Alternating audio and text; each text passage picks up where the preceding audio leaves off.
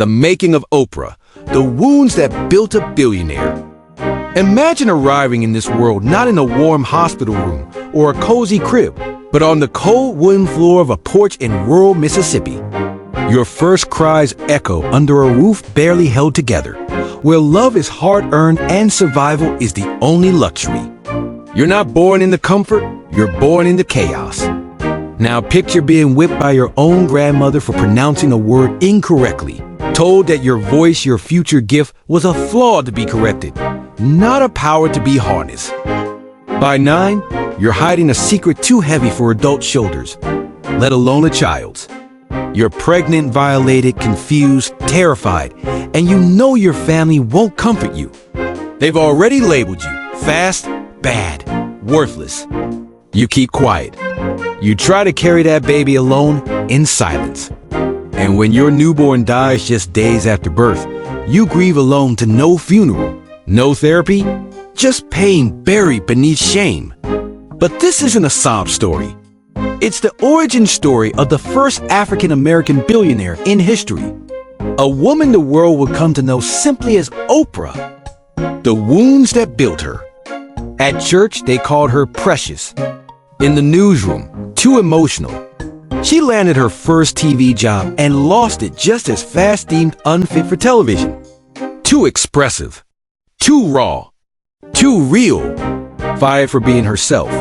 But the wound deepened in Baltimore when a producer told her to change her name to something more palatable, Susie. As if her truth, her name, her skin, her story wasn't good enough for American audiences. She refused. She decided then and there that she would make it or fail on her own terms, with her own name. Not Susie, Oprah. She would not edit herself to fit someone else's comfort zone. And slowly, against the odds, she began to find her audience, not because she wore a mask, but because she dared to take it off. What poverty taught her that Harvard couldn't. In a world that idolizes perfection, Oprah's real power came from imperfection. It came from brokenness, from honesty. One day on her talk show, a woman broke down while recounting her experience with abuse. Every cue card, every production rule said, cut to commercial. Change the subject. Don't go there. But Oprah leaned in. She didn't say, thank you for sharing. She didn't fake empathy.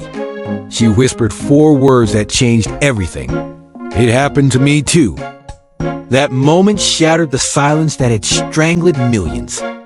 Ratings doubled, not because people love tragedy, but because someone finally said the quiet part out loud. America leaned in. The world exhaled. Oprah had unlocked a new kind of fame built not on celebrity, but on connection. She became not just a host, but a mirror in which people saw their most hidden wounds reflected and honored. The pivot heard round the world. In 2011, after decades of reigning as daytime television royalty, Oprah took her biggest risk yet, launching her own network, OWN. The critics pounced almost instantly. Within 6 months, the network hemorrhaged $330 million. Headlines mocked her. Former allies distanced themselves. Wall Street whispered that the Queen had finally lost her crown. But she didn't panic. She thought back to the Mississippi outhouse where she used to hide, reading library books by flashlight, hoping her name might one day appear on one. If I survive that, she told her team, I can survive this. She took back control, fired the CEOs, took over programming. And then she did what only Oprah can do. She turned business into healing. While other media moguls obsess over younger viewers, she featured 80-year-old nuns, terminally ill professors, and regular people with extraordinary wisdom. Wall Street called it foolish. But Oprah bet on something they couldn't measure: soul. She didn't chase trends. She created sanctuary. Within 2 years, OWN became profitable and, more importantly, purposeful. Lesson? Serve the overlooked, and the world will look up. The billionaire who gave it away. Most billionaires build rockets or race to be first to Mars. Oprah built schools. Not just institutions of education, but sanctuaries of healing.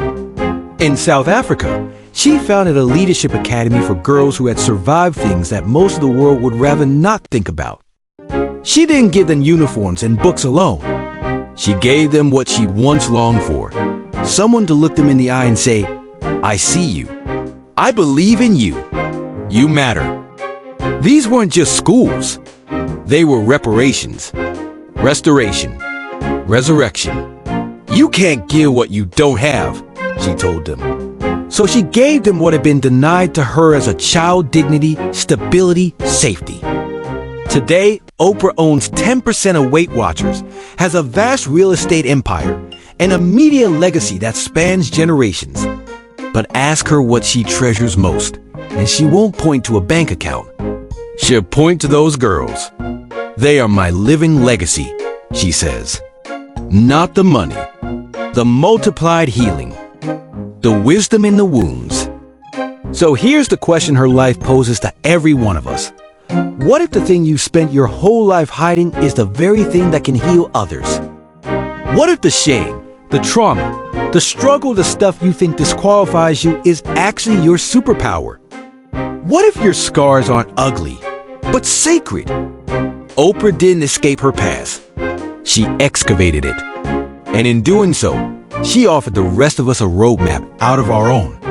She turned her pain into purpose, her suffering into service, her silence into a megaphone for millions. She didn't just climb out of hell. She lit it up and showed others the way out. That's why Oprah isn't just a person anymore. She's a verb. To Oprah, something is to own it, elevate it, and offer it back to the world with open hands. Your turn. Now, the question turns to you.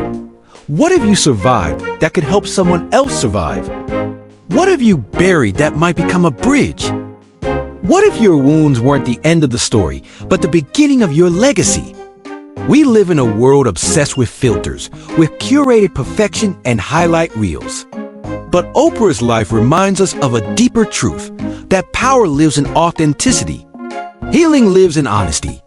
And the most beautiful legacy isn't fame or fortune, but the lives you touch when you finally decide to show up as your whole, unedited self. So, what will you do with yours?